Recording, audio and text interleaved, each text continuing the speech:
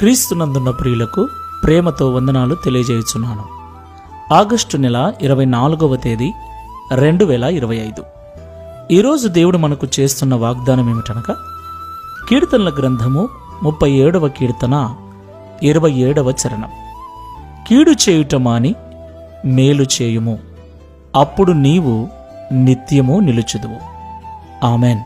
నా ప్రియమైన సహోదరి సహోదరులారా, ఈ లోకంలో జీవిస్తున్న మనమందరము కూడా ఏదో ఒక రోజు చనిపోవలసిన వారమై ఉన్నాం. అయితే క్రైస్తవులమైన మన జీవితానికి ఉన్న నిరీక్షణ ఏమిటంటే, ఈ లోకములో చనిపోయినా పరలోకములో నిత్య జీవాన్ని అనుభవిస్తామని దేవుడు మనకు వాగ్దానం చేశాడు. దేవునికి మహిమ కలుగునుగాక. నిత్య జీవము అంటే మరణము లేనటువంటి జీవితం. ఆ జీవితం కూడా ఎంతో ప్రశాంతంగా, కష్టాలు